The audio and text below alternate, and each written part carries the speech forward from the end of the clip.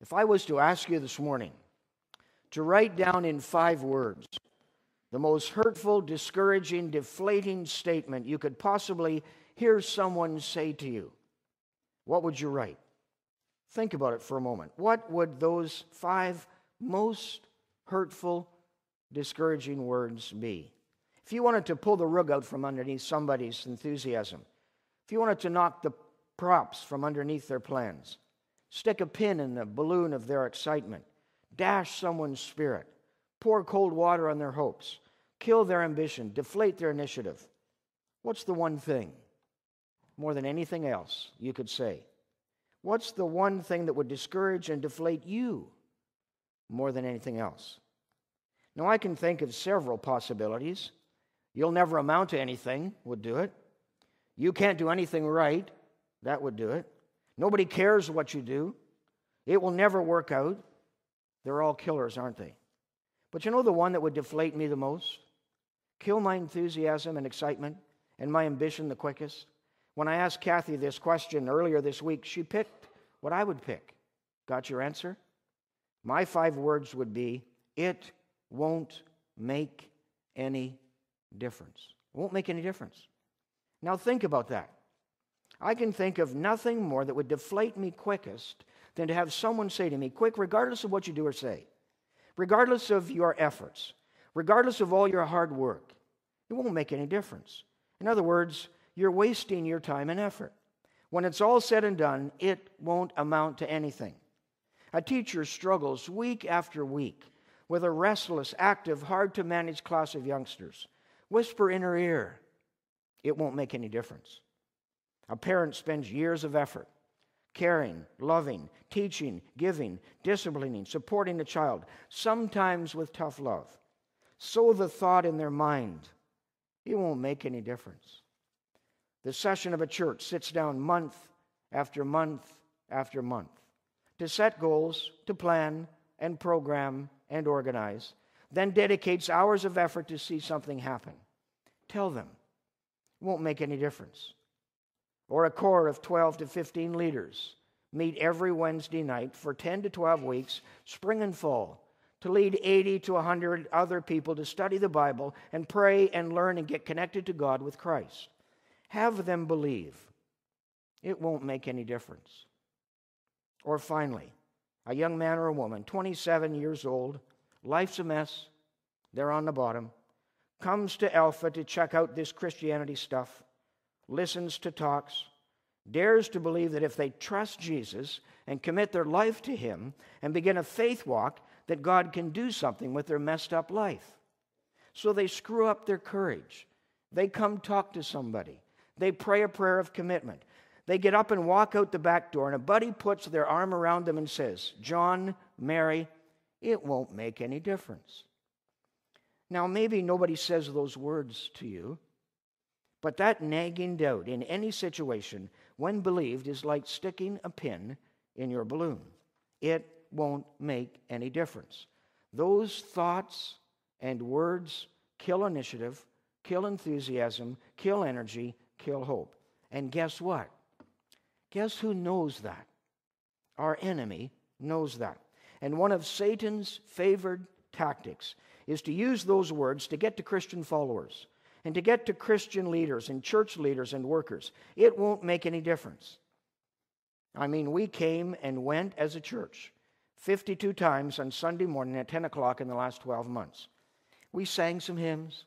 We heard some scriptures read. We prayed some prayers. We gave some dollars. We heard some choir sing and some preacher preach. Beyond that, we made some visits. We volunteered in some ministries. We worked hard. Did all the things we do here at St. Andrews. Did it matter? Did it make any difference that our church existed over the past 12 months? Bigger question. Did it make any difference that God came to our planet and lived and died and was raised up on this planet? And the enemy whispers in our ear day after day to discourage us. No, it doesn't really matter. It won't really matter or amount to anything. It won't make any difference. Friends, this is a story that shouts the opposite. There's something in this story that ignites my enthusiasm and inspires my hope and fires up my energy for what I do day after day. Keeps me going when I'm tired and frustrated sometimes. It helps me work and plan and dream with effort and excellence and enthusiasm. And it's this: replace "it won't make any difference" with what this story says. And it says Jesus makes a difference and we make a difference. There are two parts of the thought from this story. First of all, Christ is for you. Christ makes a difference in your life. And the second part of it is Christ is for your world. What happens to you and in you through Christ makes a difference in your world. You want to make a difference. First, let Christ make a difference in your life. Then let Christ make a difference in your world through you.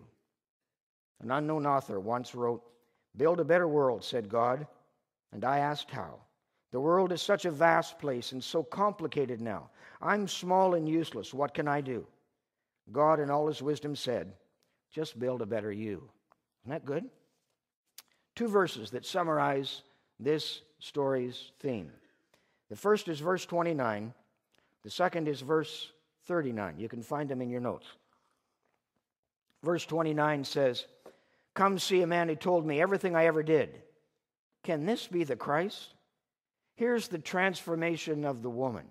Jesus made a difference in her life. Jesus is for you. The second verse is verse 39. Many Samaritans from that town believed in him, Jesus, because of this woman's testimony. Here's the transformation of her world. You see, Jesus made a difference in this woman's life so that her life made a difference in her world. Jesus is on his way from Judea to Galilee. Palestine in those days, bit of a geography lesson, was 120 miles from top to bottom, north to south. It was divided into three sections. North was Palestine, south was Judea, and in the middle was Samaria, 120 miles, about 200 clicks. Jesus was traveling from south to north. So he was in Judea, wanted to get to Palestine. The quickest way is to go through Samaria. Problem: there's this ongoing feud and bitterness and downright hatred between the Jews and Samaritans. The Samaritans were descendants of the northern kingdom of Israel, left behind when most of Israel was deported to Babylon. The left-behind Samaritans intermarried with heathen colonists. Therefore, they were unclean, according to the Jewish people. They were heretical in their worship and beliefs. They worshipped other gods. They had their own temple, so they didn't worship in the true temple in Jerusalem. They only accepted a portion of the then Old Testament, and they hated the Jews. They would often detain a Jewish person who was passing through their territory, and the Jews hated them right back. Most of the time, Jesus and other Jewish people, if they wanted to go from Judea in the south to Galilee in the north, or from the north to the south, would kind of detour east through Perea and Decapolis around Samaria and make the trip twice as long. On this occasion, Jesus took the short route straight through the dreaded and hated Samaria. Wonder why? Well, let's do some investigation. And the first lesson we learn about this encounter and making a difference is a lesson about divine appointments. Divine appointments. Jesus left Judea to go to Galilee. He chooses to cut through Samaria. He gets to Sychar in Samaria about the 6th hour, which is noon. The sun is the highest and hottest. He ends up right near Jacob's well. He's tired and thirsty and stops to rest. He sends his disciples into the next town to get some food. A Samaritan woman shows up. He meets this woman by the well who's receptive to him. So, have you got this in your mind? Jesus, traveling, stops by a well, meets a person with a need, a person who is open and receptive, and a person with influence. Do you think this was just a coincidence? As Jesus was going from one place to another, he just happened to stop at this well, where he just happened to run into a woman, who just happened to have a need, who just happened to be open and receptive, who just happened to have some influence. Accident or design? We know better, don't we? What you call this encounter is a divine appointment. And as you work through your notes, Jesus walked a guided path. Jesus walked a guided path, as do all Christ's followers. As Jesus walked a guided path, so do you, and so do I. I'm reminded that for a Christ follower, there are no coincidences. They are filled with divine appointments. It's not an accident that some Joe or Mary crosses your path. Jesus uses his divine appointment to show some love, some respect, some concern for this woman, and make a difference in her life, and she in turn makes a difference in her world. How would it affect the way we operate if we saw all of our daily encounters in this way, as opportunities, even in little ways, to make a difference for God and good in someone else's life? Jesus walked a guided path. So do you. The second lesson we learn about this encounter and making a difference is a lesson about being aware of others. Being aware of others. Jesus is on a 120-mile trip, 200 kilometers. It's very hot, desert-like country. He's not traveling in an air-conditioned vehicle. He's walking. And he arrives at Jacob's well exhausted and tired and hungry and thirsty. He's just looking for some shade and some rest and some sustenance. The disciples who are with them go into town to get some food. He sits down by the curbstone to get some rest in the shade. He notices this woman. Now, I'm not sure how or what he reads in her face or deportment. We're not told. But in spite of how he feels physically, he notices a hurtful person who's in need.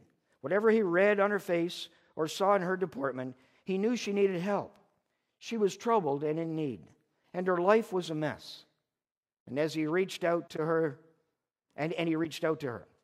You see, folks, Jesus didn't get so wrapped up in his own needs that he failed to be aware of someone else he could reach out to and make a difference. Jesus cared, though tired. That's the blanks in your notes. Jesus cared, though tired. Now, folks, we're all going to get busy. We're all going to get tired. We're all going to get weary at times. And we need rest and relaxation. So I'm not saying you don't need rest and relaxation and alone time. But often for me, those times when I'm busy and tired and weary are times when irritability or grumpiness or crankiness or being wrapped up in my own needs creep in. And I fail to see a God-appointed encounter. Here's the truth.